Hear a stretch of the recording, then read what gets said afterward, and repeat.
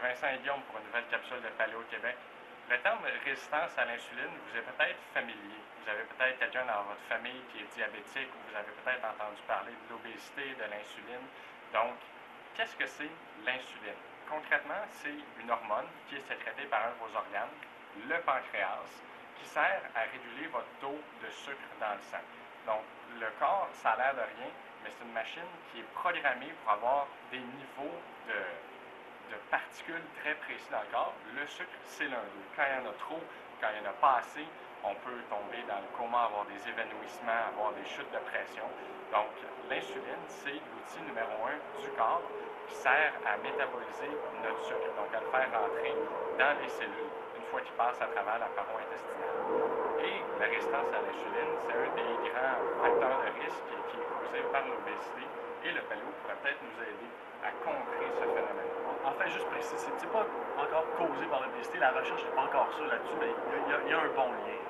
Puis ici, justement, donc, quand on parle de résistance à l'insuline, là, c'est de la physiologie de base, c'est quand même un petit peu plus lourd que nos capsules habituelles, fait qu'essayer de suivre, là, puis je vais essayer de bien expliquer ça. Donc, quand on parle de résistance à l'insuline, c'est que chez quelqu'un qui est en santé, par exemple, on a Vincent ici, qui est en pleine forme physique, il est jeune, ça va bien, il n'est pas en surpoids, puis il est actif, il mange bien. Vincent, lui, quand son sucre sanguin va monter après un repas, par exemple, lui, il n'aura pas besoin de produire beaucoup d'insuline. Donc, il va produire une petite quantité d'insuline, ça va être très efficace, puis il va stocker le sucre vraiment facilement avec ça. Sauf que chez des gens qui ont des mauvaises habitudes de vie, qui sont moins en forme, qui sont plus obèses, ce qui va se passer, c'est qu'il y a de la résistance à l'insuline qui va s'installer, c'est-à-dire que les tissus, comme par exemple les muscles ou le gras, vont être moins sensibles à l'insuline. Donc, ça va prendre plus d'insuline pour que les tissus répondent. Le pancréas va travailler plus fort. Le pancréas travaille plus fort. Puis ici, ce qui se passe avec ça à long terme, c'est que ça prend de plus en plus d'insuline. Puis plus il y a d'insuline, plus les tissus ils sont comme inondés d'insuline, puis qu'ils deviennent de plus en plus résistants. Puis c'est un cercle vicieux. Puis ce qui se passe à long terme, c'est que si le pancréas n'est plus capable de fournir assez d'insuline, bien, le sucre sanguin il commence à moins être contrôlé. Puis là, on parle de diabète de type 2. Puis là, ça, on est vraiment rendu dans un problème chronique assez grave parce que plein de problèmes de santé associés avec ça. Puis ça va être un des plus gros fléaux là, médicaux qui s'en viennent là, dans les prochaines décennies. Fait que, la résistance à l'insuline, on en veut le moins possible parce qu'à long terme, c'est vraiment terrible pour le corps, c'est terrible pour la santé.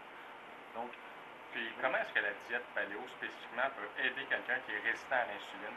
Oui, bien, premièrement, ce qui est vraiment évident avec tous les gens qu'on a vu qui mangeaient paléo, même avec nous, c'est que quand on mange paléo, puis quand on a un mode de vie paléo, c'est qu'on baisse notre poids corporel.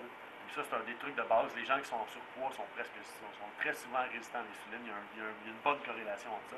Fait que déjà, premièrement, on baisse notre poids corporel, ça va mieux. L'exercice physique, ça aide à nous rendre plus sensibles à l'insuline aussi. Donc là, encore là, on vient de se rendre plus sensible si on est actif.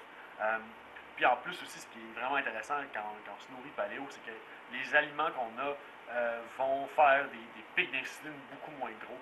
Fait que ça va faire qu'on a besoin de produire beaucoup moins d'insuline en général. C'est des aliments qui vont faire que notre corps a besoin de moins forcer pour les métaboliser correctement. Que dans le fond, c'est comme si ton pancréas ne faisait pas de sprint. C'est comme s'il marchait. Pour faire une analogie avec le sport. Oui, c'est un stress de moins justement pour le pancréas et pour le corps au complet.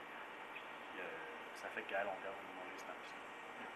De façon globale, l'alimentation paléo contient moins de sucre. Si on se rappelle des aliments qu'on a coupés, on pense au pain, on pense aux produits laitiers. Tout ça, c'est des aliments qui contiennent quand même un assez gros taux de sucre. Et nos calories, on les trouve de sources plus naturelles, des fruits, de la viande, des légumes. Beaucoup moins de glucides, donc beaucoup moins de génération d'insuline. Oui, puis ce qu'il faut se rappeler, c'est que les aliments qui sont quand même naturels en général, vu qu'il y a des fibres, puis vu que les sucres sont plus complexes, on a vraiment des pics d'insuline qui sont moins gros. Tandis que tout ce qui est transformé en général, c'est super raffiné. Puis quand on pense à, par exemple, une boisson gazeuse là, comme du Coca-Cola ou juste de la liqueur, c'est carrément de l'eau avec du sucre. Fait que c'est juste comme manger ou boire du sucre pur. 45 grammes, je pense. Ah ouais, par tasse, c'est vraiment terrible. Puis ce qui se passe avec ça, justement, c'est que l'insuline, elle monte vraiment énormément. Puis à long terme, c'est associé à de la résistance à l'insuline.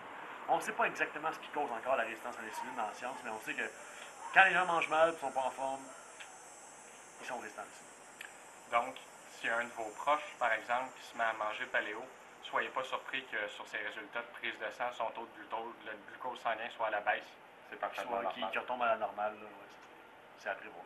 Excellent. On espère qu'on ne vous a pas trop cassé la tête avec des notions un peu plus poussées. Alors, Vincent et Guillaume, pour Paléo Québec, on se voit dans une prochaine capsule. Merci d'être à l'écoute.